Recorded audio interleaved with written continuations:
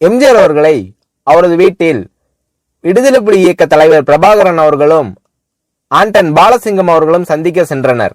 இருவருக்கும் விருந்தளித்து உபசரித்துவிட்டு, நான் உங்களுக்கு ஏதாவது உதவி செய்ய வேண்டுமா என்று எம்ஜிஆர் அவர்கள் கேட்டார்.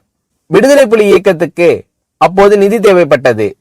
பிரபாகரன் அவர்கள் எம்ஜிஆர் அவர்களிடம் ஒரு குறிப்பிட்ட தொகையை கூறினார். சற்று நேரத்தில் எம்ஜிஆர் அவர்கள் பிரபாகரன் அவர்களிடம் அவர் எதிர்பார்க்காத ஒரு மாபெரும் தொகையை வழங்கினார். தன்னை எப்போது வேண்டுமானாலும் பிரபாகரன் அவர்கள் சந்திக்க வசதியாக ஒரு தொலைபேசி எண்ணையும் ஒரு அடையாள அட்டையையும் பிரபாகரன் அவர்களிடம் எம்ஜிஆர் அவர்கள் கொடுத்தார். இந்தியாவின் பிரதமராக இருந்த இந்திரா காந்தி அவர்களின் மறைவுக்கு பிறகு ராஜீவ்காந்தி அவர்கள் பிரதமரானதும் அதுவரை விடுதலை புலி இயக்கத்துக்கு வழங்கி வந்த உதவிகள் தொடர்பாக பேச வேண்டும் என்று இந்தியாவின் வெளியுறவு அமைச்சகம் அழைத்ததால் டெல்லி சென்றார் பிரபாகரன். ஆனால் இனி எங்களால் எந்த உதவியும் உங்களுக்கு செய்ய முடியாது என்று இந்திய அரசாங்கம் பிரபாகரன் அவர்களிடம் கூறியது.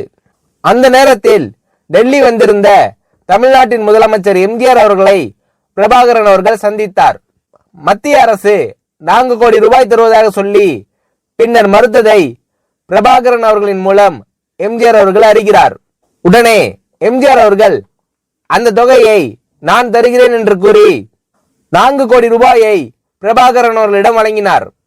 ஈழத் தமிழர்களுக்காக எம்ஜிஆர் அவர்கள் செய்த உதவிகளை பார்க்கும்போது எம்ஜிஆர் அவர்கள் இருந்திருந்தால் தமிழீழம் மலர்ந்திருக்கும்.